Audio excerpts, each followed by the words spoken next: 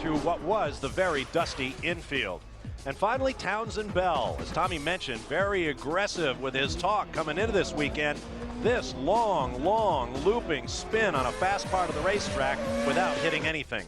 Yeah, that's hard to do because coming out of there, it's a really fast right-left flick, and you're fighting to feed all the throttle, and he just got his right outside wheel off, and he's really lucky not to hit anything. There's your top. Get back down to the pit lane now, and Scott Pruitt.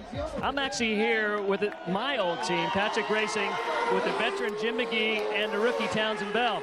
Townsend's been talking the talk, but can you walk the walk? Well, hopefully I haven't been talking too much, but we're about to find out here real soon. Looks like we got a rain qualifying session, do our 15 laps out there and see if we can find some grip and try to get that point. Preseason testing also been going real well for you guys. You getting a handle on the car and really getting a good feedback with the engineers right now? Yeah, it's a great group of people. All the Visteon crews got so many years of experience. I think a lot of them were there when you were driving for the team. So it's a good group, tons of years, and so it makes my job a lot easier. I just have to really steer the thing around. Can you bring anything forward from last year running the Indy Lights to this year driving the Indy cars here?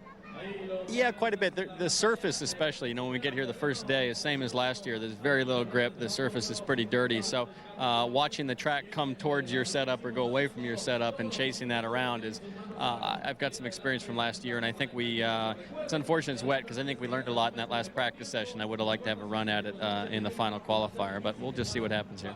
Okay, best of luck. Now let's talk to Jim McGee a little bit. This is the wily old coyote. He knows everything that's going on, so I'm going to be expecting big things come the race tomorrow. Well, I don't know. I'm used to dealing with these old drivers, drivers like... Hey, now, come on, not that old. No, it's kind of refreshing, and, Pat and I made a decision back at the end of last year to go with Townsend. He showed real well in the preseason, and he ran a couple of races for us last year in Europe.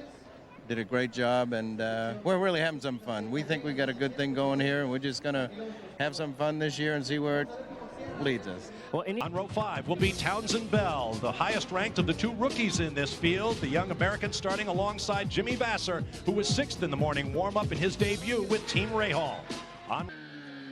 And we have yellow flags. Word from the corner workers is Townsend Bell, the rookie from California, is involved. Our pictures coming to us from TV Azteca, the host broadcasters here in Mexico. Oops. There's the incident involving both target cars, plus Jimmy Vasser in the shell car for Team Rahal. I think one of the players' cars as well.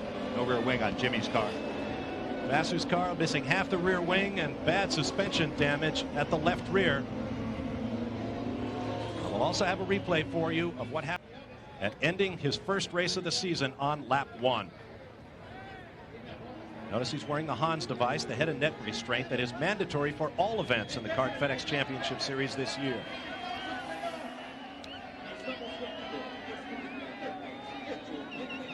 Let's get down to pit lane and Scott Pruitt.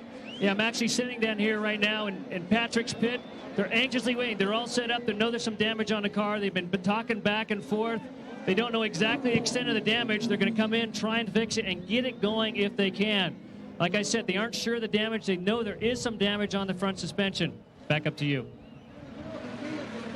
Thank you, Scott. Here is the second incident.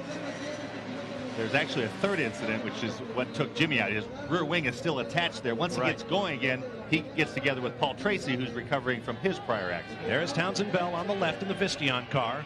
Both Bruno Junqueira and Kenny Brack in the target cars involved. You see the right front is just towed way in, and we saw him getting out. Scott didn't see this, but he's pulled off in an escape road. He will not be making it back. That will be a bitter disappointment for him. Kenny Brack has pitted. There's a look at Brack, and he is climbing out. So last year's pole sitter is done as well. So attrition strikes immediately here in Monterrey, Mexico. 3 cars out with a lap complete in the opening round of the CART FedEx Championship Series. We'll be right back. Disheartening. Any idea what could have happened? Well, someone got too excited and forgot to brake, I guess. I don't know who it was, but I just turned into the corner and someone just banged into me. I don't know who it was. It's a long way to come for such a short day. Yeah. Best of luck in Long Beach. Down to Calvin. Well, let's get down to Scott Pruitt. I'm down here with Jimmy Vassar. A tough day. Never expecting this soon. You've been running so good all weekend long. Tell us about it.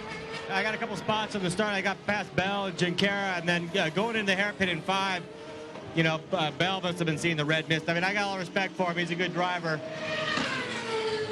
But I guess rookie jitters, preseason jitters. He came flying up the inside where his light grip anyway. Cold tires, and I was going to turn in. I seen him coming through. I was like, you know, I couldn't believe he was going to go for it like that in the first lap. I got out of the way, and he hit right into the side of Brack and was turning into the corner. You know, if Brack wasn't there, he would have went flying off the track. He was coming in so hot, and I tried to go around the outside of the melee. You know, really, I thought I was clear. I guess they might have rolled back into me or something, but you know, just big rookie mistake on Townsend's part. But you know, he's good. He'll get over it. He'll learn. It's just unfortunate for guys like me and Brack who run for the championship so early. I mean, I guess he is too, but stupid thing to do at first lap of the season. Thanks, Jimmy. Tough way to start this season. Back up to you guys. All right, we've heard the point. Let's go for the counterpoint. Joining us in our announced position now is Townsend Bell. Townsend, you heard what Jimmy Vassar had to say about the incident. What's your side? Well, a lot of what Jimmy said is pretty spot on. I'm disappointed myself. It seemed like a better idea on the way-in than it did closer I got to the apex. But Jimmy slotted over a little bit in the brake zone, pushed me a little closer off the line where the grip was when he saw me coming up. But nonetheless, I'm going to take most of the blame. And, you know, I feel bad for Jimmy and for all my Visteon guys. We're working hard to try to get through this one. And it is a mistake on my part. But we'll move on. They'll move on and go to Long Beach, see what we can do. Let's take another look at the incident in replay now as the action stabilized on the racetrack. You pick it up late. We don't have the head-on shot, so. Yeah, we need to see the brake zone. I pulled over to get the line on Jimmy. He started to crab over to the apex to try to force me up the inside, and unfortunately that puts me where there's no grip. But well, another Southern California boy is Townsend Bell. Townsend, you won here in Lights last year. That had to be big in front of the home crowd. How about another one this weekend? Oh, I'd love that. Toyota Grand Prix of Long Beach, driving a Toyota. It's my hometown. I got a lot of friends out here supporting me, and the Visteon car is running pretty well. We got off to a decent start there in practice and got a reasonable sense of where we stand on balance. So hopefully the tweaks we've made here in qualifying in the first qualifying session will pay off. High hopes coming into this season, and then you went down to Mexico and had the problems on the first lap. It's got to have been a long month for you. Oh, it's been brutal. It's and you got to hear about it for a month, especially when we were in the instigator there in Mexico. But you know, hey, it's my first year. I'm going for it. I'm trying to get some results, and it's a race, and I want to be the winner. So starting 9th in Mexico, we were trying to go forward a little too soon. We'll be smarter next time. But I'm having a good time. The car's solid, and I'm just looking forward to a good weekend. All right, Nate. Good luck this weekend. Right on. Thanks. Yes, we are. There's Townsend Bell, Southern California boy, and top rookie in the series through one race this year.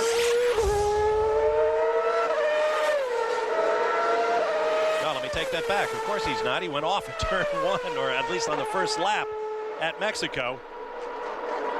Driving for Pat Patrick. I believe he is the first full rookie, or how should I say this? The first rookie to drive a full season for Pat Patrick's team. One of the originals in the Kart FedEx Championship Series.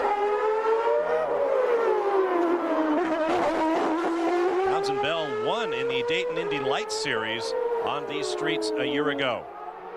Standing by with rookie Townsend Bell is Calvin Fish. Well, another Southern California boy comes to the fore here. 5th place. It has to feel good. Great qualifying run today.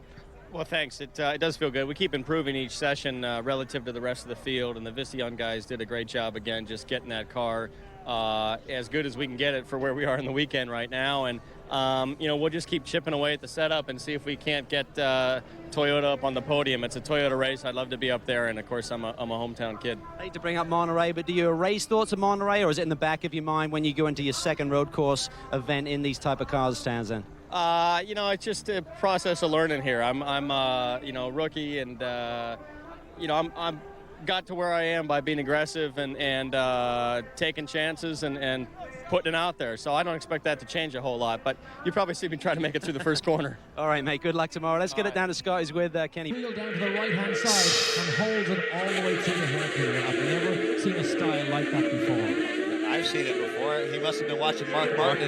Absolutely. He runs and when he heads into the corner, he puts both hands at the top of the steering wheel, pulls it left, then separates them again on the straightaways. I asked Mark why he did that one time, and he says, well, that gives him the greatest amount of opposite lock without taking his hands off the wheel. He can come all the way back to the other side. It works for him, but I don't see how he does it. You want to turn right on an oval track.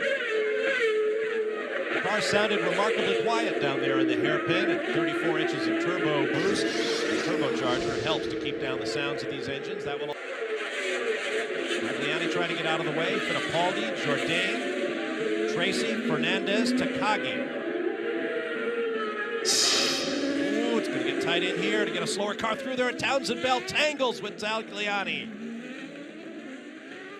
Just narrow it, necks down, and the line in there, there's really only room for one car, as you saw that. Now, that's the second time those two have had contact. You can see the marks on the right front bridgestone. Take a look here. You can almost tell this was coming. Yeah, I mean, Alex was trying to get out of the way, and there's just so many cars coming so quickly. He had some sort of a problem, and short of stopping over on the left side, that was bound to happen. And that will bring out yet another full course caution, our fourth of the day. Like most racing drivers, Alex Tagliani speaks with his hands, and he was speaking energetically.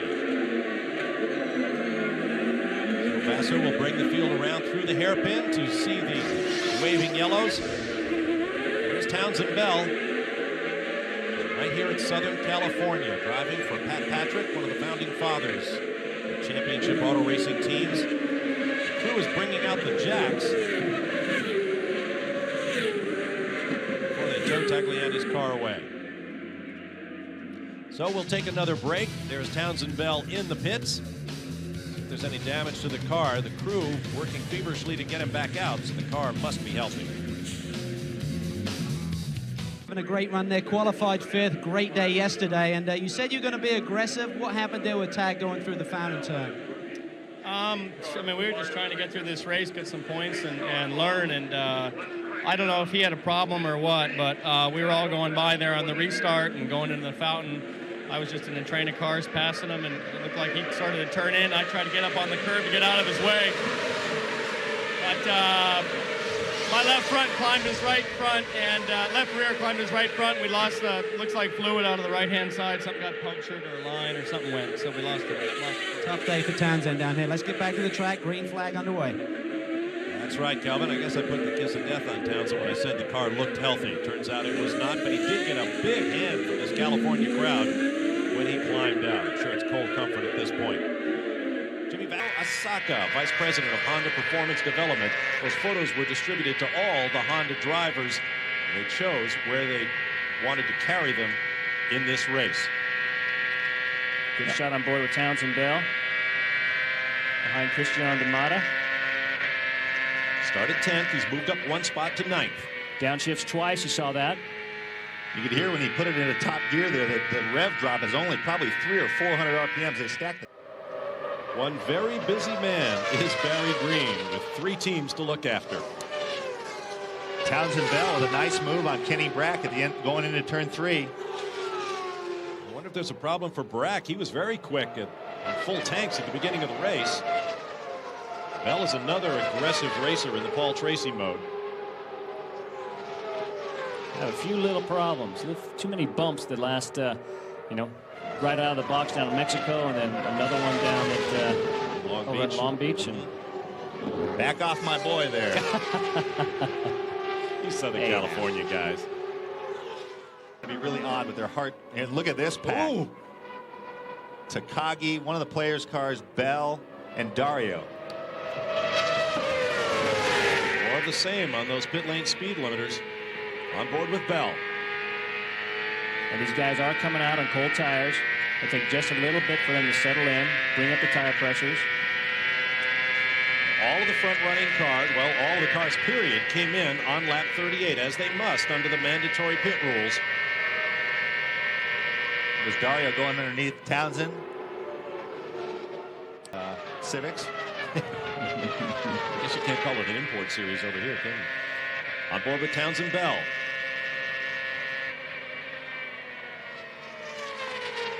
by Shinji Nakano, wearing Twin Ring Motegi sponsorship this weekend. That is at Road Atlanta in Georgia. He's in the hospital, critical condition. Our thoughts are with his son Bobby, who works for Speed Channel, his wife Ellen, the entire Aiken family, and all their friends.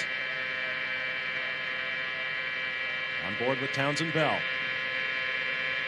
All these guys just kind of settling into a groove right now, talking back to the pits, talking back to your engineers, going, okay, what kind of changes are you going to make? Because on pit stops, you're really limited. You can make a front wing change, which is fairly quick. You can make a tire pressure change. A little bit of traffic coming up here. Getting around to Mata, and he gets, I think that's Toro right in front of him. Had to. Oh, this is for position. I think right in front of his nose there, Pops the up. shock cover keeps popping up.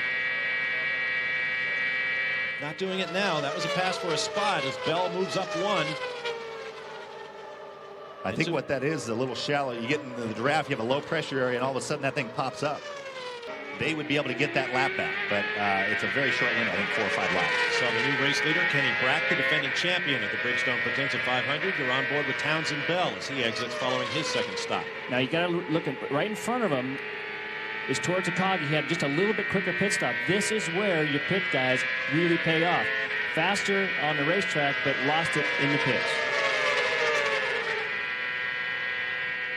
On the first stop, you saw that illustrated. It was only a matter of about a car length and a half. Paul Tracy.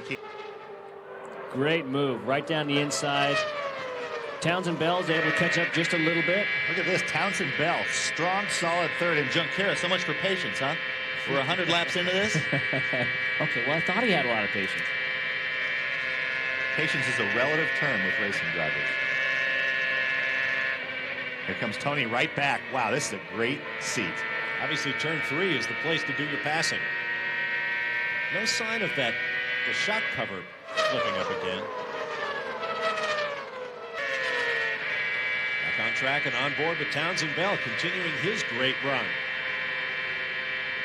Here's our Bridgestone race summary. The leader is Tony Kanaan, 51 laps led. Remember, there's a championship bonus point for leading the most laps. 2 cars, we know it's 3 cars out of the race now with Max Pappas's exit, in addition to Jimmy Vasser and Paul Tracy. Ooh, little.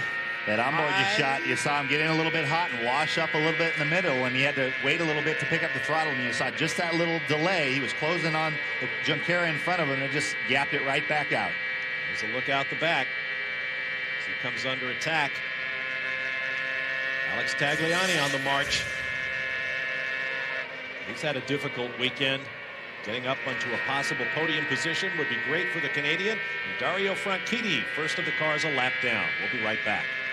Franchitti running 5th is a lap down after pitting just before, probably. Whoa, he's way up high up. He Looks like wiped on the wall. And look at that. He's still defending. Tagliani says, I'm coming through. See, we saw that a little bit before in the onboard. He pushed up a little bit, and he really had to breathe it coming out. But obviously, he's fighting a handling problem at the front of that car. So I'm not sure how hard he got into it. It looks like I'm not sure if he just touched it or got into it a good bit. Definitely got up there and left. I think you'll see a black mark on the wall when we come around this time. There you go. There it is. Boom, boom. Looks like he got it front and rear. So 3rd place now goes to Alex Tagliani, who got very few laps in the opening practice, spun in the second practice, got into his backup car after a turbo problem in his primary, and rocketed up to, I believe it was 3rd or 4th on the timesheets in just a handful of laps. Let's take another look at what happened to Townsend Bell. Got up high, out of the groove. Oh! That's a good shot. Oh, I'll tell you what, he wasn't slowing down much after that. No. He's still on it. This is coming off the contact. Watch Tagliani loom in his rearview mirrors. Did you see that magnesium flash when the wheel blasted the wall? Last time I saw that was at Indy when Nigel Mansell went out on the onboard and you saw a big magnesium flash. And that's also the last time I saw a guy hit at 200 miles an hour and not come into the pits. That is a brave young boy in that Visteon car. This is where the car is good. And with someone up front forcing the pace like that, it actually changes the strategy all the way back through. As Jimmy said, you can't afford to go a lap down, and so guys might be running harder than they want to keep a reasonable gap to Kanaan. Toward Takagi now closing up on Bell, who appears to be just that little bit off the pace now. That's a pretty good lick for not coming in. I can't believe he's still out there. He's brave. I'm not saying that's real smart, but he is brave. Okay, don't get those two confused. Here comes Takagi. There's the view from Takagi's car looking ahead at Bell. You get a sense for the mountaintop nature of this racetrack. $450 million from Honda included a lot of earth moving. The altitude is only about 530 feet above sea level, and it is an amazing engineering project. And as you see, grandstands nearly all the way around, and some 72,000 fans, the announced attendance today. That will bring the 3-day total to over 100,000 fans this weekend. It's a little cold weather earlier on. That's good. A little blurry out the back there, but you saw as Takagi has a run, a little blurry, but you could see a good view of the bump going into turn 3 and 4. The front of Takagi's car just really pops up there, and that's right where you're downshifting. And so that, I'm surprised we haven't seen more guys twitch. Michael Andretti. I don't know what happened, but that's wow. Got a quick look at Alex Tagliani. We now have 4 cars on the lead lap. This is Townsend Bell, who hasn't slowed down much after that heavy contact with the wall right there.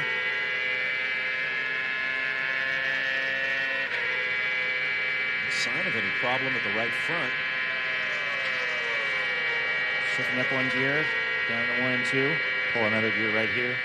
Solution on who should have avoided that.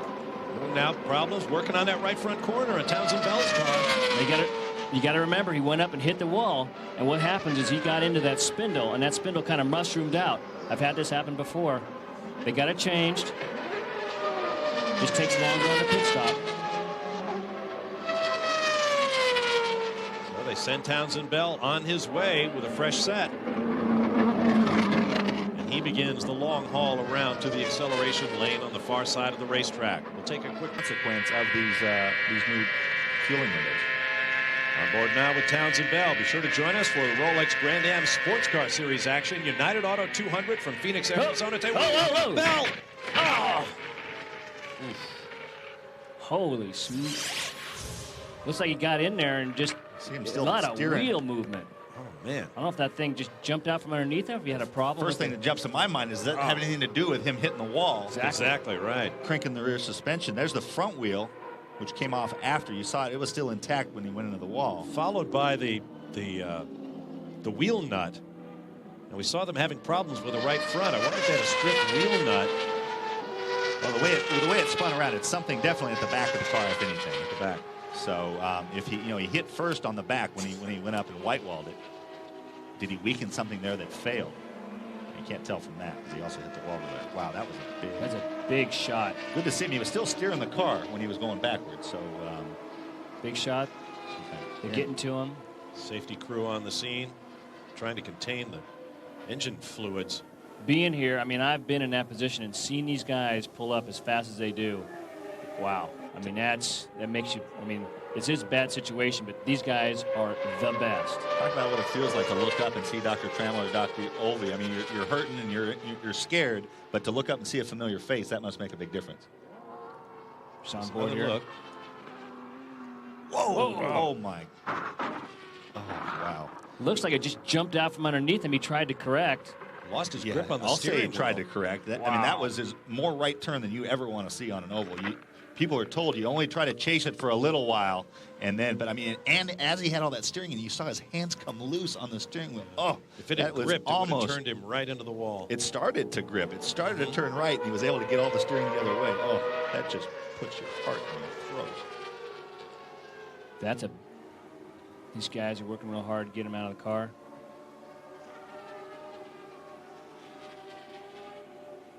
Big shot.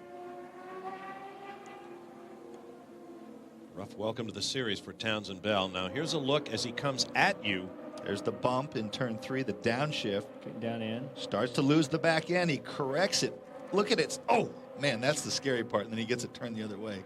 Wow. And he wasn't up into much of the gray. He was still on a grippy part of the racing line. You know, as the tires get worn a little bit, and the track's getting a little bit greasy, when you hit the downshift, that adds a little bit of rear brake to the car. In real time now. Watch and listen.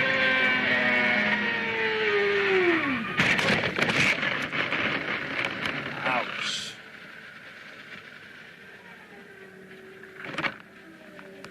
Man, that was a big hit.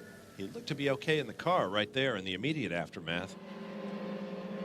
Now here it is from the high camera across the track as he backs it in. Now the way when he corrected, the way it hooked, tells me that the rear did not break probably. If the rear had broken, it would have just spun and kept going. So it's probably just something, lost the back of the car, chased it, and was just digging there. Yeah, it looks like it just got loose from on the way in. We didn't see any problem with it. All the 4 wheels are on the car.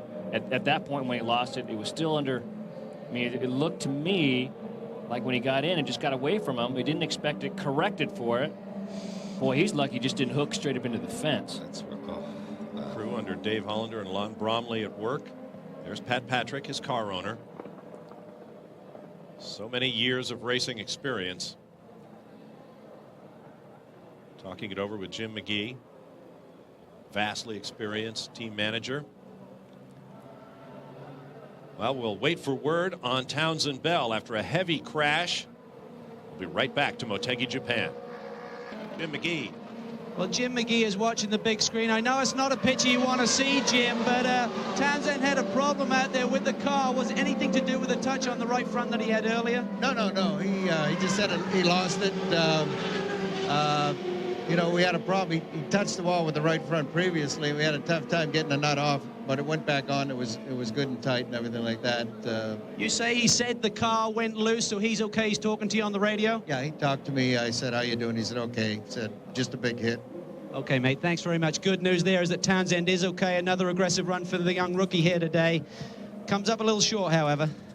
Here he comes. Dixon is beginning to close in a little bit more on Paul Tracy. Scott Dixon's parents sold almost everything they had in New Zealand to move here to America to be with Scott. He was so young he couldn't rent cars. He could hardly do anything. So his parents are in the pit lane as we speak, watching their young son with their heart in their mouth, I guarantee you. Well, under the new pit rules, under which Kart FedEx Championship Series races are conducted, there are a maximum number of laps that a car can go before they have to pit. Here at the Milwaukee Mile, that's a very wide open pit window. We don't expect to see cars pitting until lap 46 if they're on a 3-stop strategy. And problems for Tracy there. He went high in 1 and 2. Exactly. Braked a little too late. Did not get his 4 tires down onto the black stuff where they like to run on the inside of the apex. Drifted wide. Scott Dixon watched it and closed up 2 or 3 car lengths. The engines in these cars are 2.65-liter turbocharged V8s. See Dixon going underneath Bell, who was warned by race control for blocking Paul Tracy, and that could color his entire day. And that's the problem. If he believes he's now being watched by race control, he almost needs to move over for all the leading cars because he is not quick enough to stay up with at least these top 10 cars, it looks like. Sinji Nakam Haas team. Here we are. We see Christian D'Amato and Cristiano and Christian Fittipaldi running ahead of Townsend Bell. Townsend Bell is 16th. D'Amato and Fittipaldi were 9th and 10th. Townsend Bell came to this track in the old Indy Lights series and nearly lapped the field twice. A very aggressive racing driver, terrific young man. Kind of looks like he maybe had some prize fighting experience when you meet him. He's got a very interesting nose line. Can I tell you what he wants today? To finish. He's got caught in accidents, some of them not maybe his fault, but he has not finished a race this year. Did quite a bit of damage, as you expect from rookies at times, but his priority today is just finish. Well, he's with one of the most storied teams in the history of the series, Pat Patrick Racing. They have very, very high expectations. Normally they are a 2-car team. This year, just 1 car for a raw rookie. Although Townsend Bell is giving it everything he's got, it just hasn't gone well thus far. 1,700. Honda. Townsend Bell. Oh, Townsend Bell is slow. I mentioned he had the opportunity with Mario Dominguez out of the race to gain ground in the Rookie of the Year standings, but he's looking down in the cockpit, trying to stay out of everyone's way. It appears that all is not well with the Vistion car from Patrick Racing. He is reporting that he has broken the gearbox, or should I say the gearbox is broken. If I say he broke the gearbox, he'll be mad at me. That's right. But the gearbox apparently is broken. It's not working. 1 car is all that Patrick Racing run. You know what? That right rear wheel looks like he hit something. That right rear wheel looked like a big wobble. And the right, you know what? He's hit something. Bobby's hit the wall. Look at the See, look at the left. right walled the right front Yeah, corner. right front and the right rear. That's what broke the gearbox. Aha, you can't Sliding get up. away with something like this. Oh! Well, he hit it and then some. Yeah, that'll definitely break the gearbox for you. Right front suspension, well smacked. Right rear suspension broken. There's no way. I mean, look at the tie rod. Suspension tie rod bent up into a V on the right front. Yet again, Townsend Bell does not finish a race. So the two men who came into the Miller Lite 250 looking for their first checkered flags of the year, Tony Kanaan and Townsend Bell, neither will get one.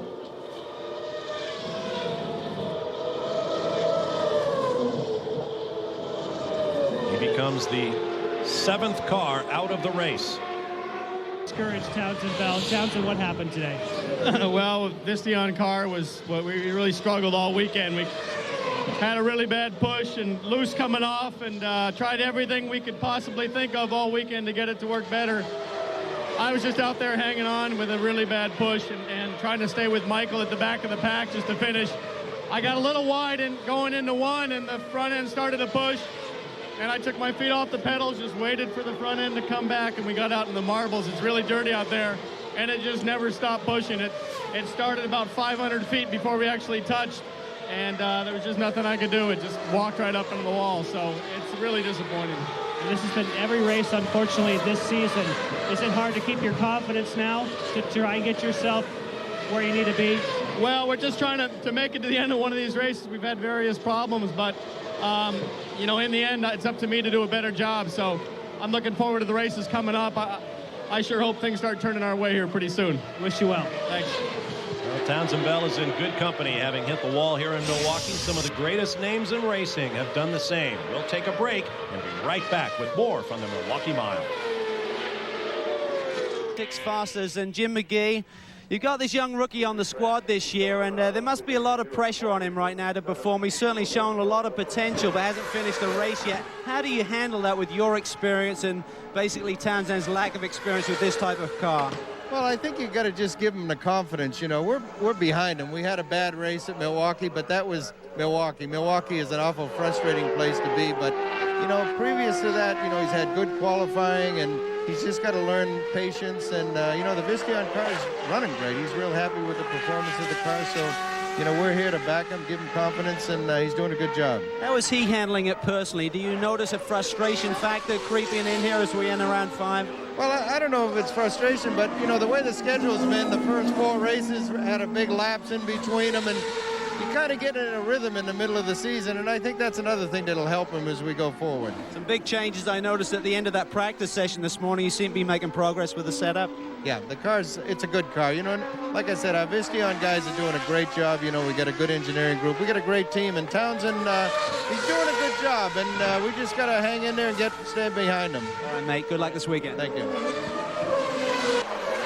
All right, Townsend Bell on his way. By the way, Dario Townsend Bell has certainly not had the start of the season that he was looking for, but he comes to Laguna Seca as the defending champion in Indy Lights competition. And Townsend, 8 fastest yesterday in qualifying and 8 fastest this morning. How much pressure do you feel? I know that you wanted to perform well, certainly shown potential at Motegi and at Long Beach as well, but you haven't got the results you're looking for.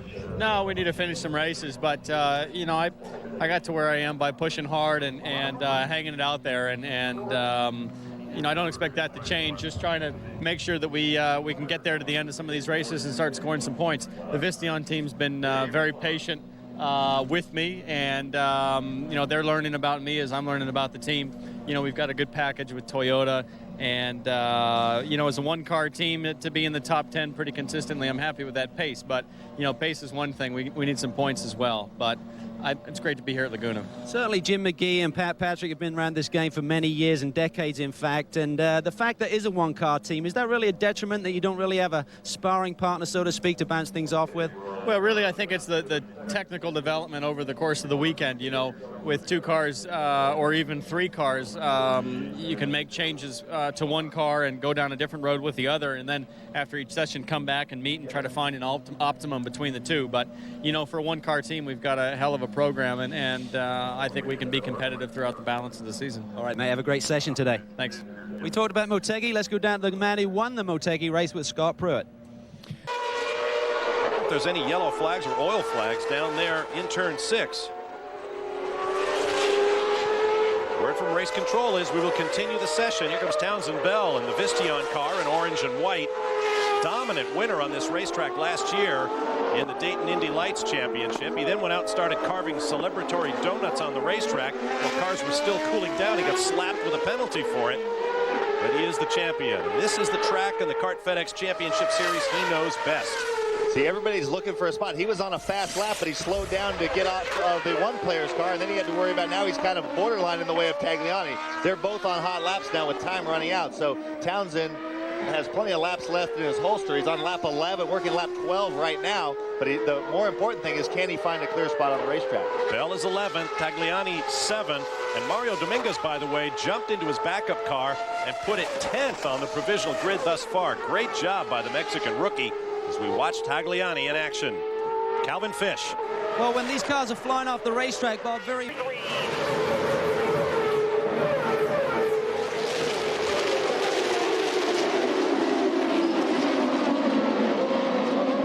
Contact. Oh, and a big contact there between Michel Jourdain in the white Gigante Lola. I think he backed up into Dario. Dario Franchitti, Townsend Bell, Jimmy Vasser in the yellow and white shell car in the foreground. Looks like Adrian Fernandez there as well. 4 cars in that pile. And we immediately go full course yellow. Turn 2 here could be a real mess. They're coming from, you saw a real late green from the starter from Jim Schwintal. Part of that was because of what happened last week in Milwaukee. The other side of that is the cars are not as stretched out as maybe you would like. When they get down into turn number 2, they bunch up that much more quickly. So let's see if we can see where this gets started first.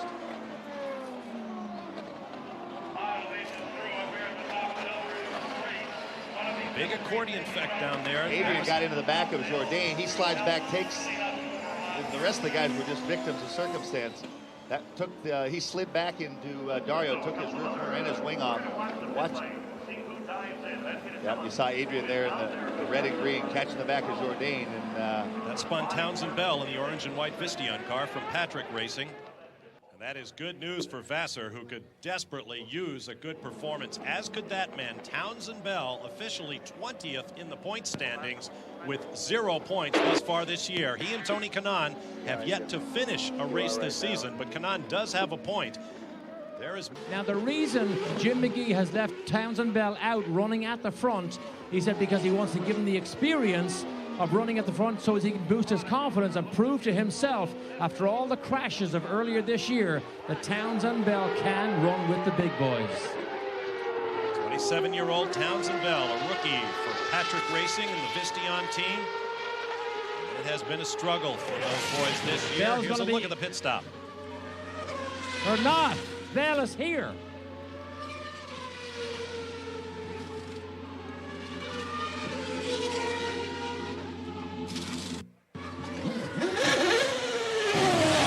Off he goes. Patrick team has been doing this for a long time. In fact, this, if I'm not mistaken, is their 25th career start at Laguna Seca. They have had 2 third-place finishes. Those by Chip Ganassi in 1983 when he drove for Pat Patrick. Later was partners in the team with him, and then bought out Pat Patrick to form his own team. We all know what happened after that.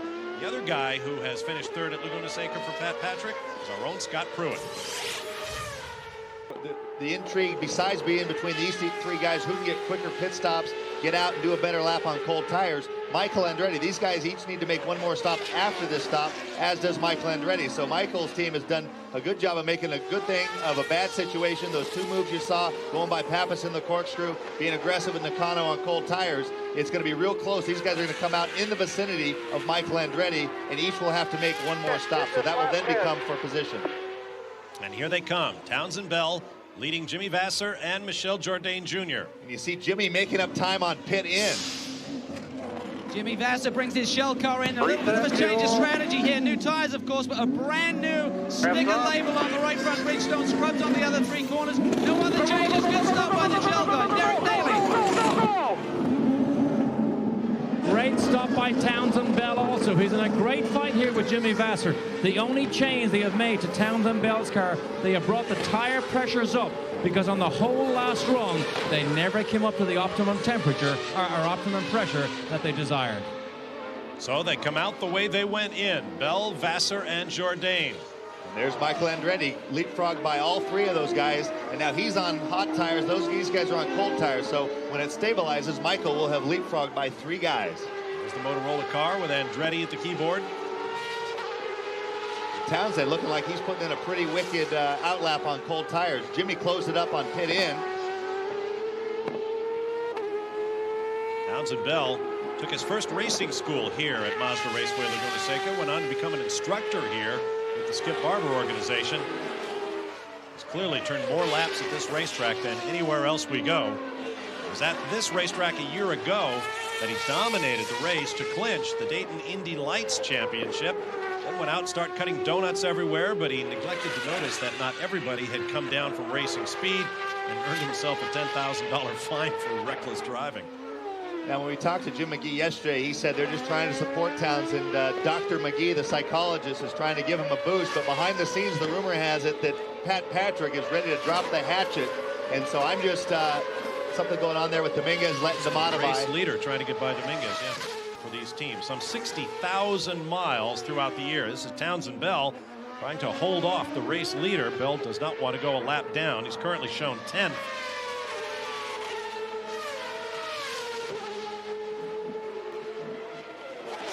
Check the gap when Christian Fittipaldi hits the start-finish stripe. And time is going by. 11.8 seconds, so D'Amata is widening that margin up front. Going for that Monterrey double. Monterrey with 2 R's, the season opener in Mexico, and Monterrey with a single R, the Monterey Peninsula here in California. D'Amata has been simply dominant around this racetrack. He was a half-second quicker than anyone in sneak preview back in February. 4-time sessions. He led all 4 of them. In fact, it was a surprise he didn't kill everybody in the opening round of pole qualifying. Instead, he finished second to Kenny Brack, then came back and won the pole with the help of a turbo problem that spewed smoke and oil around the racetrack. He did not pull off the track, so he did not bring out a red flag, which would have cost him his best lap. Instead, he limped back into the pits. His colleagues argued that he had oiled down the track unfairly, but he retained his first career pole position. You see Townsend Bell just ahead of our leader, and Townsend was running with both Vassar and Jourdain on the same strategy. Townsend must have got caught in traffic, and Jim McGee called him in a little bit before he had to be in. Vassar took that opportunity to run some quick laps by himself, much like Christian Fittipaldi did. So when Vassar's finished with his pit stop, it'll be close. We'll have to look to see where he comes out relative to Townsend Bell. Right now, the Newman Haas team runs 1-2. D'Amata and Fittipaldi. Back in 1992, they had a 1-2 finish here with Michael and Father Mario Andretti. Of D'Amata, you can see it out of the onboard. See a green flag waving. And he was trying to make a move on Dixon. Got up the backside of the car, head spun. It appears he's lost the fire, so they may have to call a yellow out. It's a local yellow right now. Break for Townsend Bell. And for race leader Cristiano D'Amata, who was just behind. Patrick Carpentier in 5th. These guys are going to fight it out. What do you do for Townsend Bell right here, Tommy?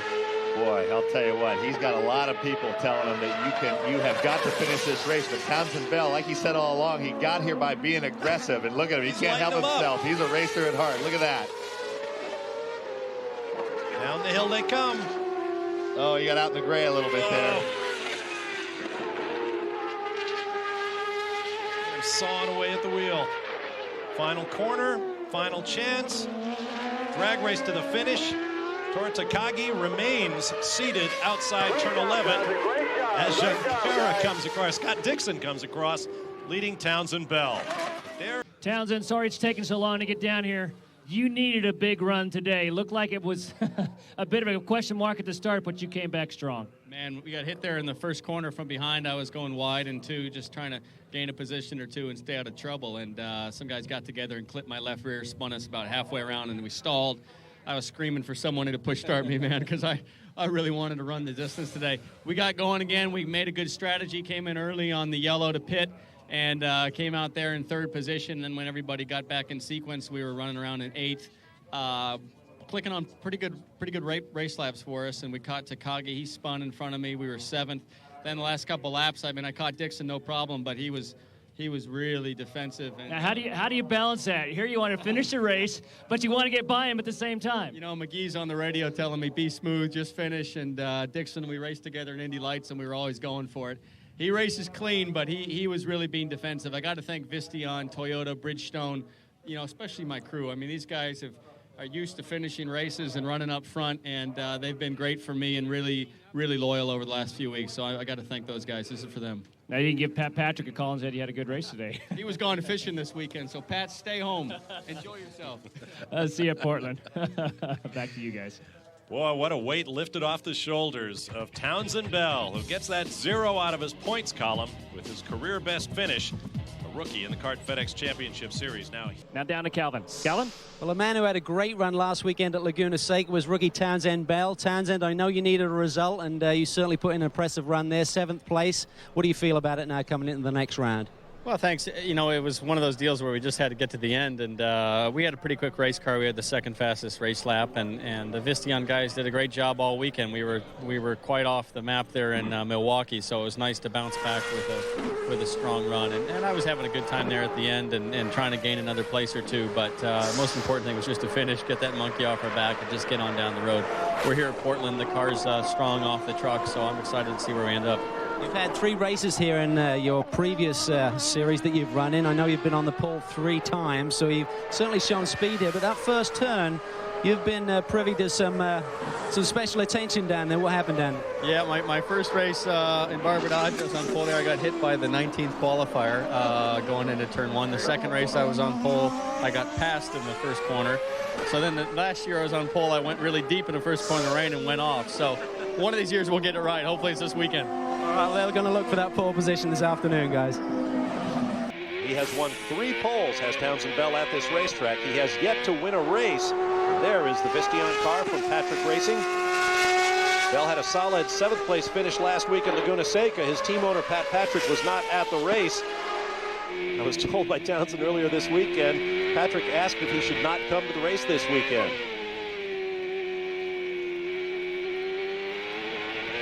See if this is a flyer from Franchitti. You can tell by the way he's leaving his hand on the shifter, it tells me that he's probably not hustling it. Scott Pruitt has more on Dario.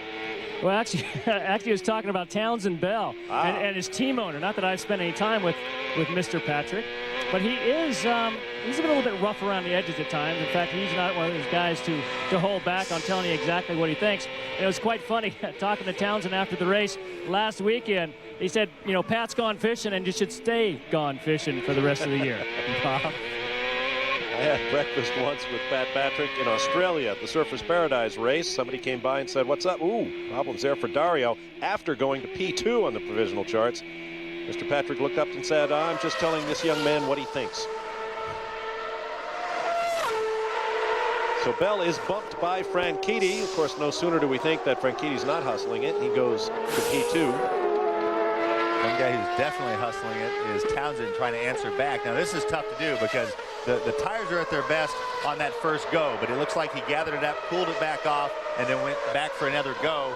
59.8 that time. That's not going to do it. About 3.5 tenths shy of his best effort 2 laps before. 3 drivers broke into the 59-second zone this morning. Fittipaldi, D'Amata, and Junqueira. We now have 13 drivers under 1 minute in lap times. The racetrack, hopefully pretty shortly. Let's go to Calvin Fish. Well, the Vistion team had a great weekend at Laguna Seca, and they backed it up yesterday with a solid qualifying run for Townsend Bell. 5th fastest yesterday, but you blinked this morning, suddenly find yourself 12th on the time charts. Can you improve that this afternoon? Yeah, you know, it's practice, so we're trying a bunch of different things. We didn't really get a lap that was clean on traffic. So, you know, we'll see. It's incredibly tight at the front of this field. I mean, it just seems like hundreds separate 3 or 4 grid positions there. So I think it's just going to be a question of which guy gets the most out of his car at the exact right time. And there's going to be winners and losers. So I'm sure you'll hear both sides at the end of the session. Cooler conditions this morning, did that change the balance of the car? Did you have to chase it a little bit? No, I think it was a little bit, you know, it took a little longer for the tires to come in going out. But, you know, other than that, the Visteon Toyota car has been very consistent all weekend. And, again, it's fine-tuning here. All right, mate, have a good run. Thank you. Let's go down to 13 minutes to prove me wrong, get Takagi back on track and set a fast time. Let's get down to Scott. I'm down here, just got done talking to Jim McGee, team manager for Patrick Racing. We're looking up, we're looking at his son. He just goes, we need to get out there. Instead of going back out and making another run on used tires, you immediately change to new tires. They're afraid they're going to give up just a little bit of grip with these hotter conditions as the sun shines brightly on the racetrack. Bob? It isn't just true of lawyers. What a miserable day for Mario Dominguez, the first driver to use up his allotment of 15 laps. And right now, he is the caboose in this field. 18th and last. Watching Townsend Bell in the orange and white Visteon car. Bell currently in 5th.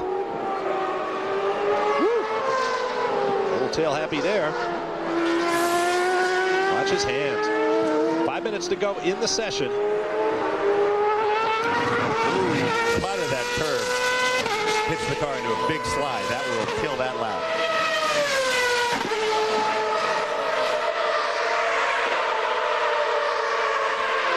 Now Dario Franchitti is also out of laps.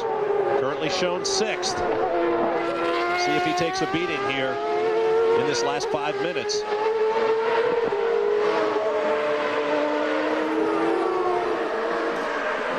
Bell across the line. 5th, a 59.889. Not his best lap of the session. Oh, he did it again, but this time we go green. Look at this. Oh, he's trying to squeeze down the inside bar for the festival. D'Amata has to give the corner. And look at Alex Tagliani in the blue and white Forsythe car, moving into 3rd. Look at Townsend Bell. Missed it completely.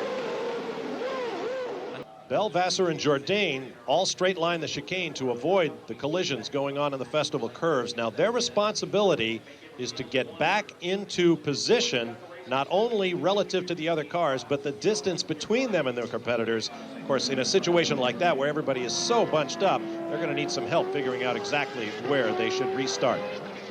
And car top of the picture.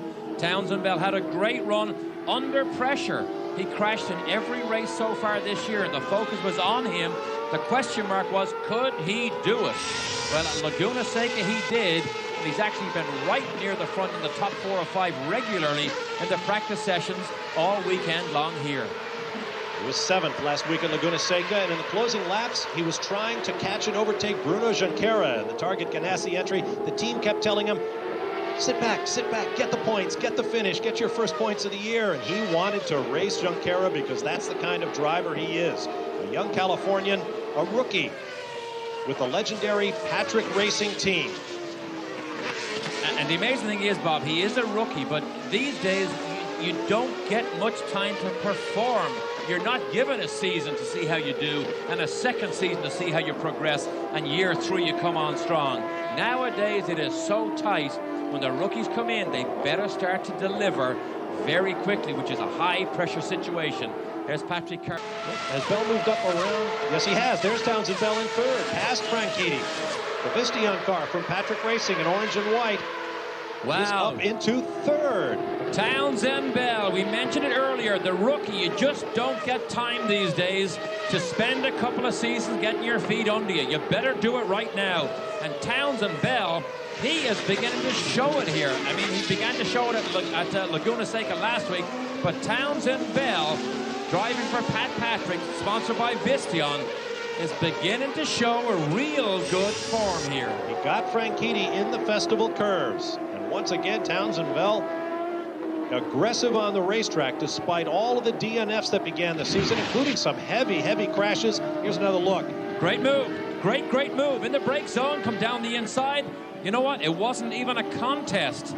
It wasn't even a contest with Franchitti. He just let him go. Bell, a great move. Race control, Bob, has just let Christian Fittipaldi know that he has a car trying to lap him, being the target car right there, and Townsend Bell beginning to close in on Bruno Junqueira. In all forms of motorsport, blocking is always an issue. What is a tactical drift? What is a deliberate attempt to block? In the kart series, the drivers have been told you get 3 looks at the blue flag.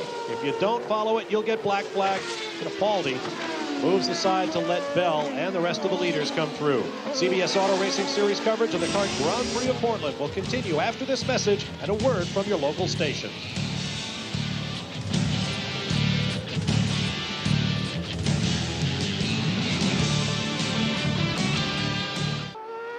More on Townsend Bell right now. Let's get to Jan Bikas.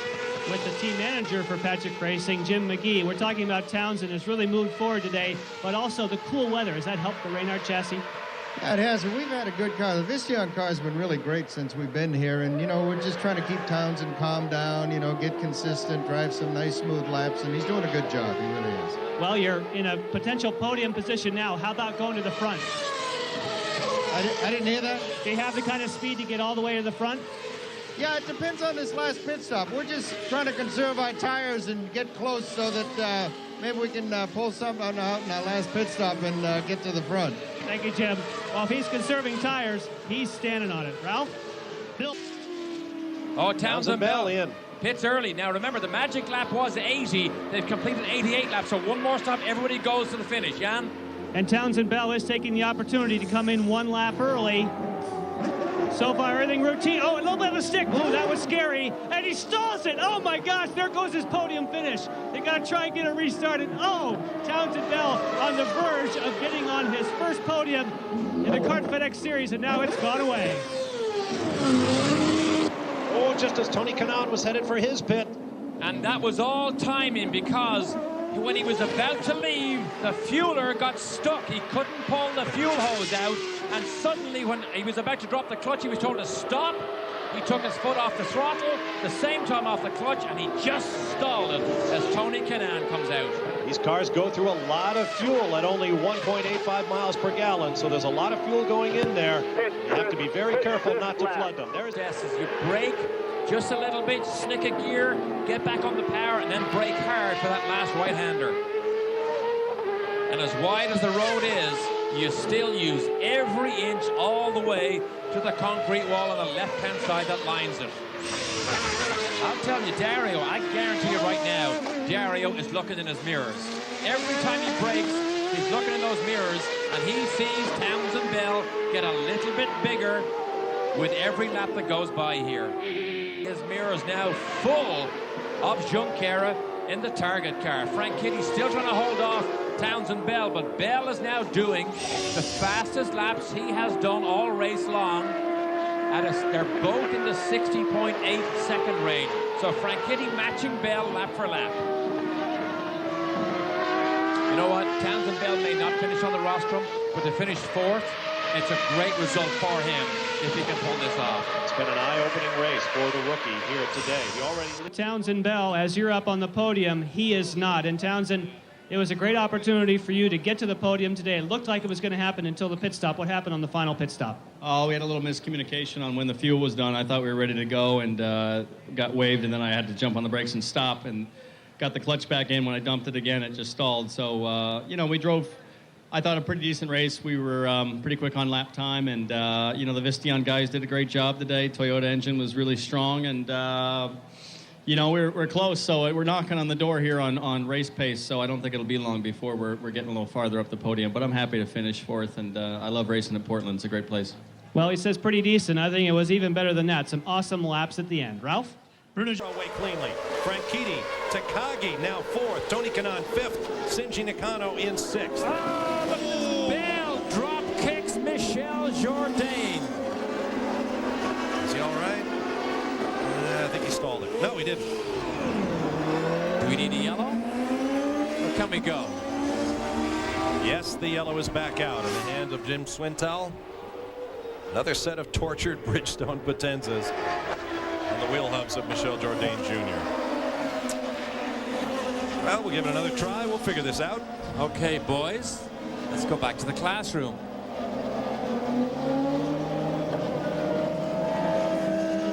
Michel Jourdain Jr. in the Gigante-sponsored car. Bell, Alfa Depot of Mexico. Bell had taken himself from the back into the top 10. Jourdain was running 12th. Remember, Jourdain had come out of sequence earlier, then had that awful pit stop. He's beginning to turn the wheel back and forth just to see, is there any damage? Bell will do the same thing. I mentioned Townsend Bell, the young American driver, has a sour stomach this weekend. Here's another look. Here it is right here. Oh. You know what? It looked like Townsend just drop into kicked the back of him, yeah. I don't think it was even wheel to wheel. I wonder if he looked down in the cockpit or something. He just ran into the back. Yeah, I don't believe it was even wheel to wheel. It looked like nose to gearbox. Yeah, I mean, obviously Jourdain got on the brakes. Townsend Bell didn't expect it. Yeah, he just runs right in the back. Well, 2 cars ahead of Townsend Bell on the racetrack is Mario Dominguez, and that is his competition for CART's Jim Truman Rookie of the Year award. Bell leads. Here's the look from the Honda Skycam. Man, Junqueira just went through there without damage, as did Tag and Paul Tracy. Right there. In a little battle of their own. Cristiano D'Amata at the top of the time charts with Frank Kitty and Tracy right behind him. Michael struggled this morning with basically a setup that was too soft. Do you have to have almost a go-kart stiff type setup, Mario, to be able to duck and dive on these tight corners? Well, the cars are, obviously the tires are so good, and you have to have something to support the car, but you know, it's not as simple as that. You know, if you say, okay, I'll make it like a go-kart, it'll be fine. I'd say the trend is towards being stiffer than what perhaps it used to be, but still you have to find a balance. You still have to find a sweet spot for these cars. And then you're in, you know, but again, it's so tight, it's so close that sometimes it's quite elusive. And then you're in, he says, and of course he knows he's in Canada. He's got the Canadian flag over here and the Canadian Mounted Police over here. Good support of Canada, Mario. Thank you. All right, thank you, Derek. Good to see Mario at the racetrack.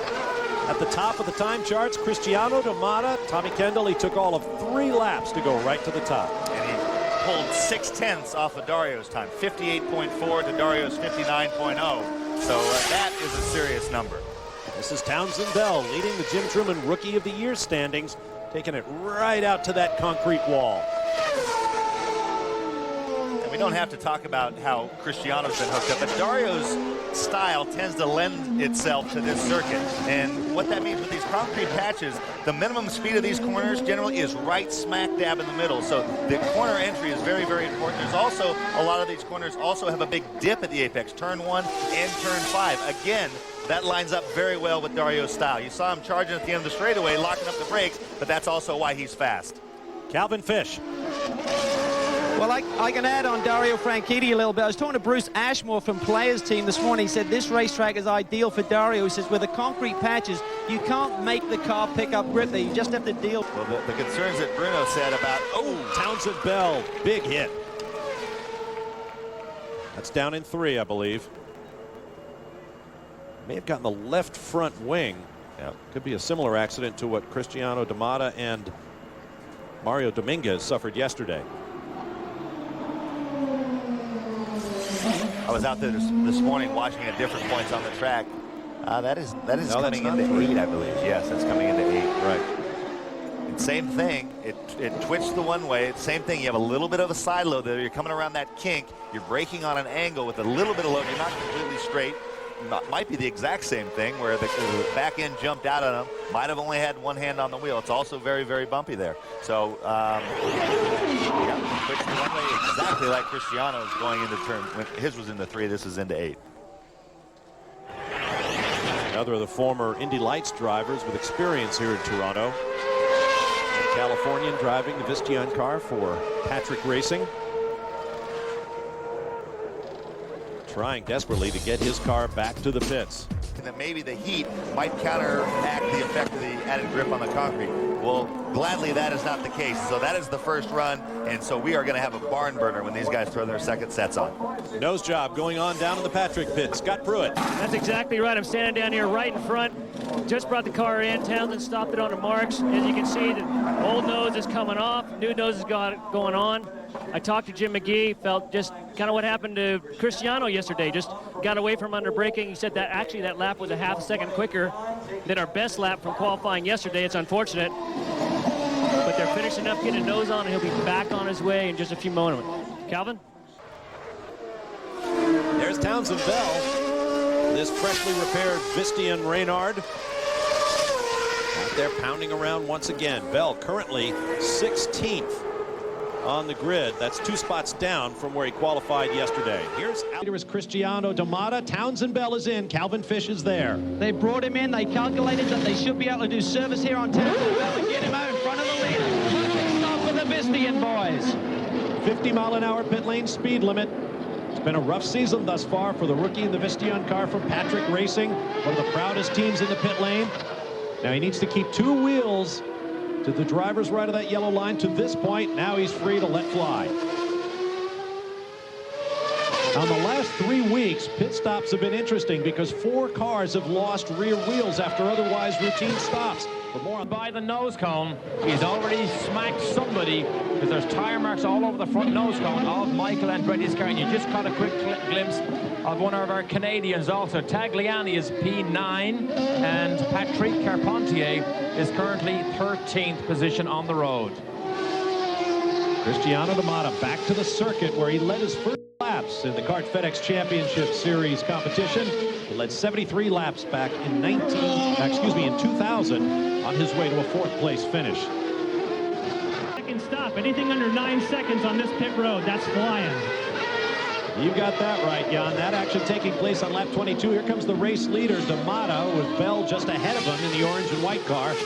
The only way you can slow this man down is possibly with traffic. Oh, and he's got some side by side. Takagi and Bell. D'Amata watching from behind. And that's for position with these 2 boys here. So they have to be aware that the leader is somewhere behind him, and D'Amata cannot take a risk here. Tracy will gobble up this time very, very quickly. So D'Amata, who's in a championship chase, has to be really, really careful here. A 27-point lead over his Brazilian countryman Bruno Junqueira, including 2 championship bonus points picked up this weekend. You see the blue flag warning the cars ahead that the leader, a faster car, is behind. Dominating both rounds of qualifying, brought 2 extra championship points this weekend to D'Amata. And Adrian Fernandez, as they drop back or go up to the front. Look at this. He is still behind Townsend Bell. So good for Townsend Bell, the rookie. And Paul Tracy is now getting even closer. It's now down to 5 seconds. It was 8 seconds at one stage. And in fairness to Townsend Bell, he's hanging on here. The difficulty is it is so tight here. We're going to watch for the blue flags. Because if it is deemed that Townsend is holding up the leader, they will give him a move over flag. And if he doesn't heed that, they will give him the dreaded black one. Well, he's running competitive laps the last time by, 61.225 seconds. That's faster than many of the cars on the track right now. We're working lap 30. There's Tora, so he's hanging on also. Remember, Townsend does have fresh tires on. Speed out of it.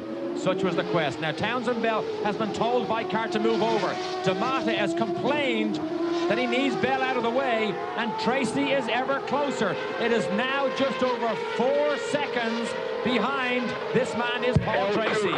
L2. Calvin Fish. Just an update on D'Amata. Peter Gibbons went down, spoke to Jim McGee, said you need to get Townsend out of the way, but D'Amata is within 3 laps of his fuel window, so if they can hang on, that'll keep Townsend on the lead lap. Quick update on the Andretti situation. The team has been informed he will be held during his first pit stop. The team has asked Car to go back, recheck the rule book, and let them know before his first pit stop. You're on board with Kenny Brack. Here's another look at his pass on Townsend Bell, who pitted while we were away for commercial. Oh, do you see what happened? He braked so late he wasn't able to quite make the apex of the corner. Then they go side by side, and luckily he was down on the inside. But Christian Fittipaldi is now right behind Kenny Brack. Kenny's second place. That was certainly hectic stuff with Kenny Brack. Oh, Townsend Bell, he came out of sequence earlier on. They pulled him out of sequence because he was so far back. He went into the top 10 at one stage, a wing adjustment. We see it there on the left-hand side. But Townsend Bell was 15th on the road when he made that pit stop. He is a lap down.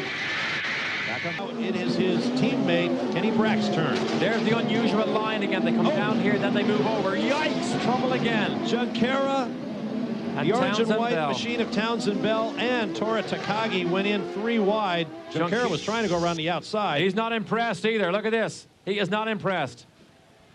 It doesn't matter if it's Portuguese or English. That is a common language. Junqueira was running in 6th behind his teammate. He is Scott livid. Dixon, who was the 3rd driver going into the corner. Townsend Bell. We'll have to wait for a replay. Well, now, Junqueira, who was the 2nd quick man in... Oh, he is hot. He is hot. Obviously, Townsend Bell's car, the engine is dead. He wants to be pushed away. Junqueira has not had a good race. He's been... Kept his helmet on. He's pretty much not been a factor. Here's another look. Bell was going around the outside of Michel Jourdain. That was the 3rd driver involved. And Junqueira tried to go 3 wide around the outside. 3 into that one won't go. But you know what? He had no hope of trying to go where Bruno was about to go. And that's what Bruno says. Hey, Townsend, what were you thinking of? Didn't you see me there? Well,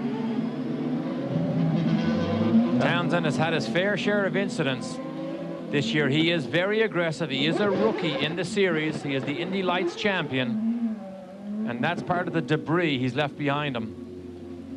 Junqueira is just absolutely fit to be tied to a post. He might give that expensive helmet a toss, but I guess not. And the injustice might be that Townsend gets away with it and can drive away. Jan Beekes. And the kart officials are telling the crew, they keep giving them the old hand underneath the neck signal. In other words, you're done. Who's done? They're trying to tell Townsend Bell. You can see the kart officials are giving them the international sign for shut it down, saying you are done. Now, they may see damage on the car, that may be why, or this could be a penalty. They're telling him you can't leave. You can see the kart official in front, 2 of them, hands raised, saying you're done. Wow. Chief Steward Wally Dallenbach has decided to park Townsend Bell as a result of that incident in turn 3. Wow, I mean, it was a mistake, but it wasn't intentional. Close moment as he tried to pass Jourdain, wound up tangling with Junqueira. Let's have another look, and we're going to stop the video because here we get. If you slow the video right there, stop it right there. Right, he's in trouble now because what he has done is he's committed himself to the outside to go around Jourdain, this man here. Move the video online a little bit. Now stop it right there. Now he's locked up his rear brakes and realizes that he's going too fast. He cannot make the corner. He tries to squeeze inside Bruno. Bruno has no idea. As the video rolls here, he's going to ban. Boom, there's nothing to do here except make contact. Well, you know, yeah, as an often ambitious as I move. see that, I'm not that inclined to condemn Townsend Bell. Jan Beekes. Well, let's find out from Townsend himself. Townsend, it was certainly a street fight out there. What was your take on what happened in turn 3? Yeah, you know, we got a bunch of stuff on our tires on both restarts. Everybody was sliding all over the place. Michelle made a mistake there coming out of 2, and I had to run. Started to go down the outside, and he just kept driving me over when I was trying to get in to make the corner to get slowed down. And I think Bruno had checked up for somebody there in front of me. I got in the back of Bruno, and I guess they decided they're not going to let me go. It's too bad because the car could have kept going. And, you know, we didn't have the best car handling-wise, but we were trying to hang in there and get some points. I got Adrian on the restart, so. Does this seem awful extreme to you? Yeah, I think so, actually. I mean, I watched Bruno do that to Christian last year on a restart, and I don't know, maybe because I'm a rookie, they're going to wave a sterner finger, but I'm pretty disappointed. All right, well, thank you, Townsend. Sorry you're out, and I think these discussions are not over yet. Bob, I think you're right. I mean, we know he made a mistake, but he certainly didn't do anything intentional. That might be a bit too stern. I'm not sure I go along with that. And stopping the video, of course, is not what the drivers have the opportunity to do. It's a fluid situation, split-second decisions, but it is a race. It's a competition. I'm not a racing driver, nor am I an official. But, you know, if the idea is to pass people... Okay, watch Kenny's race. Quickly with Mr. Patrick. Pat, your take on the penalty. Townsend thought it was extreme. What do you think about getting excluded after the contact in turn 3? Well, I think Junqueira had the line, and I think Townsend was out of line. Townsend hit him, took him out of the race. So do you think that it was appropriate to have him excluded, your own driver? Do you think it was appropriate what Wally Dallenbach did, setting him down? Hey. I don't know. Yes. I really don't know what's appropriate. Thank you, Mr. Patrick. Pat Patrick, whose team has been in this series for many years with many champion drivers. In fact, it's Pat's second tenure with the series. His original team was bought by Chip Ganassi and became Target Chip Ganassi Racing. There is Pat Patrick. And Bruno, I'm sorry to keep you waiting there. Tell us about turn 3. I break in a normal point, very deep on the corner. And suddenly Townsend Bell, that was one lap behind, hit me in the back and put me out of the race. It's unbelievable that kid, the second time of the year, put me out of the race. I don't admit that. He needs to have he cannot race with us, you know, he's not capable to control himself, and it's not right because I'm fighting for the championship. I didn't have a car to win the race, but a car to finish top 5 and get points, and he took me out of the race in the end of the race. I don't admit that. Are you aware of the fact that Wally Dallenbach has sat him down, did not let him go back out, excluded him from the event? Were you aware of that? Yeah, but it's not just this event, to all the events, because I think he's maybe a fast driver, but on the race, he doesn't control himself, and he crashes everybody and put everybody out of the race. That's not right. We are working hard to fight the championship, and a kid like him put me twice out of the race and all the guys as well, you know. Nobody, no driver like him because he always puts someone out of the race. All right, obviously still a very angry Bruno Junqueira. Calvin? Now Townsend Bell, who was the center of the firestorm. Now the episode obviously ended horribly. There's no denying that. Bruno Junqueira taken out right in the middle of the points hunt. But what Wally needs to do is assess what is the state of mind when Townsend made the decision to pass Jourdain. Was that a reasonable one? Obviously we know how it turns out and it wasn't good. But if you go back up the track, now watch here, we're going to stop it where Jourdain breaks. Jourdain breaks here. And now when Townsend, roll it forward, when Townsend Bell breaks a little bit later right here, look at the gap between them and Junqueira. Now he's focused on trying to get by Jourdain, and it's reasonable for him to assume that there's enough space between he and Junqueira. Why Junqueira slowed that much earlier, I don't know. Now I'm not going to blame this on Bruno, but it's an extenuating circumstance. Now roll it forward and you'll see how it plays out. At the end he tries to juke around Bruno and it doesn't work. But I don't think that was a horrible decision. The key is, a few years back, I said if you enforce the rules these way, you might as well hand out lace panties to the guys because they're not going to want to race. Back to the Dario Franchitti situation, if you don't enforce the blocking and you discourage the racing by bombing over the curbs, that's kind of like you have a teenager, he exceeds his curfew, you put him in his room, and while he's confined to his room, you let him smoke crack. So needless to say, I am wound up about this, and what I'm going to do about it is put Wally on probation. Well, actually, we're going to put Wally Dallenbach, the chief steward, in the hot seat right now. He's standing by with Derek Daly. Thank you, Bob. Do I have to tell him that right now? I don't know, but it was a very difficult situation. But we are joined by Wally Dallenbach, the very familiar figure, former Champ Car driver, and more than the last 20 years, he has presided over this chief stewardship. And Wally, I know you've seen many difficult situations come across your desk. And we've discussed them and analyzed them and had the advantage of videotape, etc. But the Dario Franchitti incident, where he was penalized, how do you stop stuff like that, Wally, from happening in future? Well, up until now, we've relied with a lot of confidence on the observer circuit and the corner marshals to verify whatever they see with 1, 2, 3 sets of eyes, which is what took place at Toronto. That call was that there was a shortcut 4 wheels over. We went on that assumption that 3 sets of eyes were correct, and we made the call on it. We did not have the video at our hands at that particular moment, but we did go on it based on history and based on the fact that these guys are supposed to be experienced. That's how the call was made. And in future, Wally, do I understand that maybe you may not believe these guys, or you may do something different?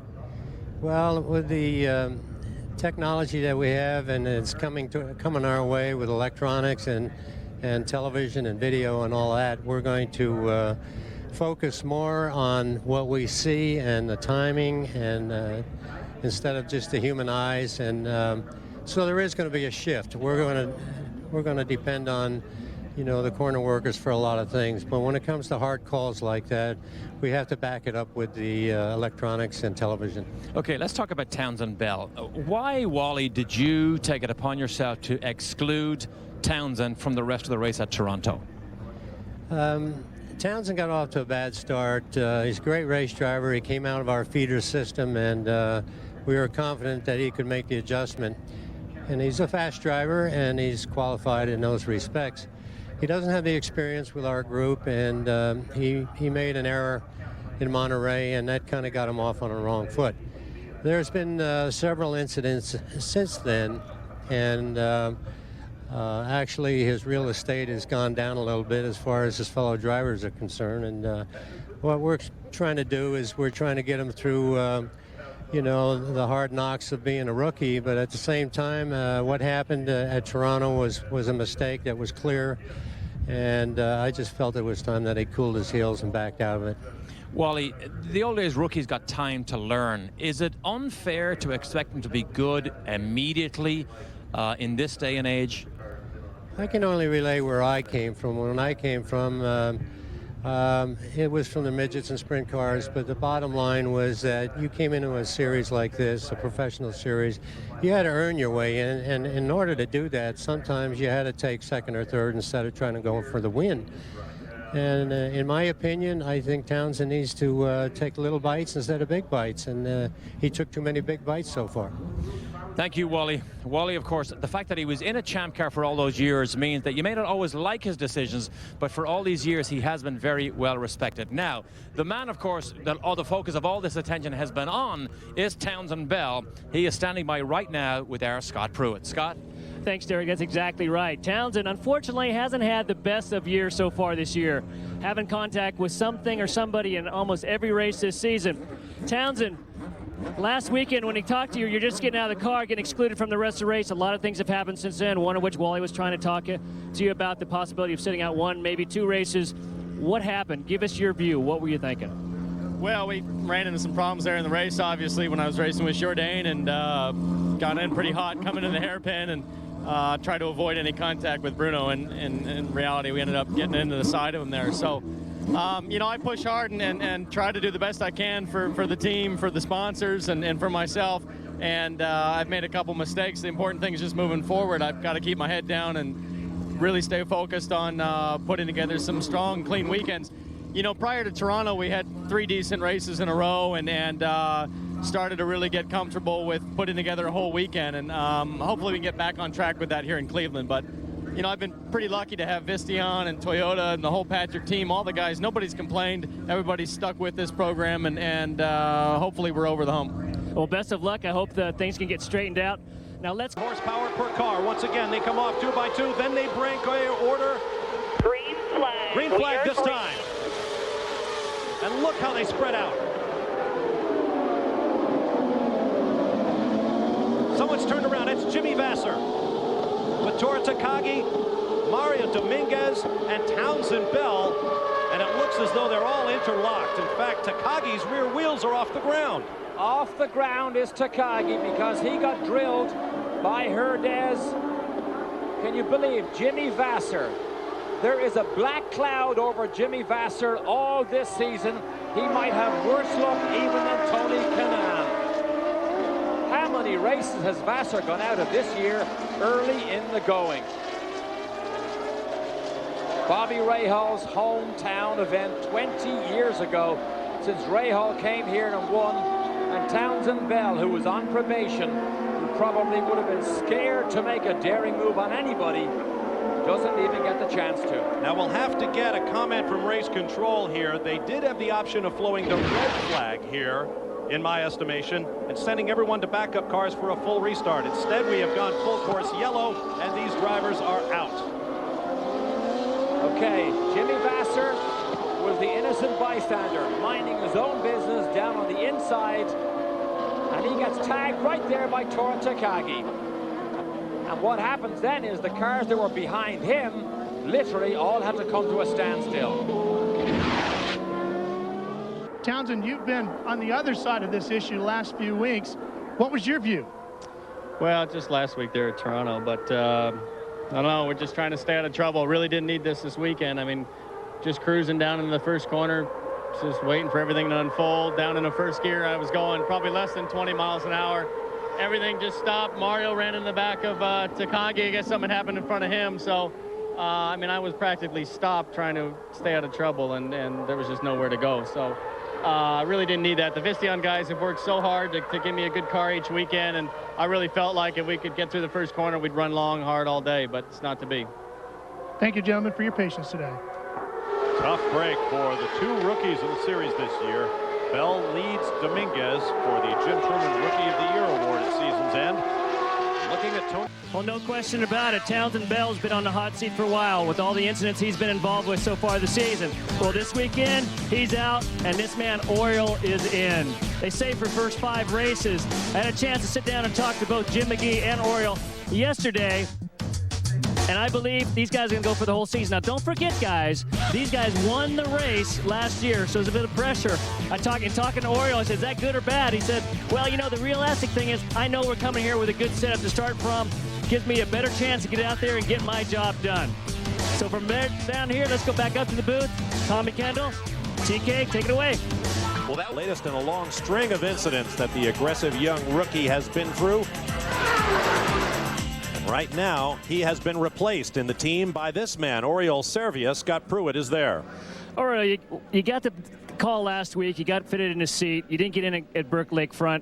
You came here to Vancouver. You're in the car. How difficult is it for you? You're moving over from a Lola to a Reynard. What is your mindset right now? It is fantastic. I mean, don't talk to me about difficulties, you know. Difficult was the last 4 months, you know, walking around without a ride. It's fantastic. It's fantastic to be here. It's fantastic to be with the Visteon car. The car I won here last year. I couldn't be in a better place. Let's get back to the issue of qualifying, and we have an expert joining us now, Townsend Bell. Townsend, welcome to the booth. Thanks.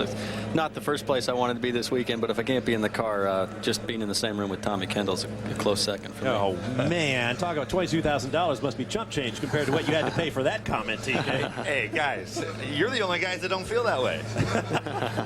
Townsend, I notice you're wearing the Visteon Patrick Racing gear still. Tell us what the situation is regarding your ride. Well, still here supporting the team. It was a surprise to me. I was testing Monday and Wednesday last week at Mid-Ohio and Road America, and found out Wednesday night that the team was going to evaluate themselves by sticking Oriole in the car for the next 5 races. So I'm here, you know, learning from the observer's standpoint, which is not my first choice. But again, I'll be at all the kart races and talking to everyone. But you know, we'll just see where the future leads us. I'm not really sure right now, to be honest. Scott Pruitt joins us from the pit lane. Scott? Now, don't forget, guys, he was in a car a couple weeks ago, but that's rookie testing. He's a rookie this year, and that gives him the opportunity to test. And I also understand that after they leave here, they're going to Denver and do another test with Townsend. Is that right? Yeah, we'll be in Colorado Springs there on Tuesday. So, you know, it's nice to still get some laps, but, you know, nothing I want to do more than to be out banging wheels with these guys and keep learning. Now, you are the leader in the run for the Jim Truman Rookie of the Year award and a very substantial check at year end. How does that enter into your plans, preserving that leadership? Well, no doubt it's frustrating. I'm working hard. You know, I'd like to get back in a race car as soon as possible, Mid-Ohio if I can.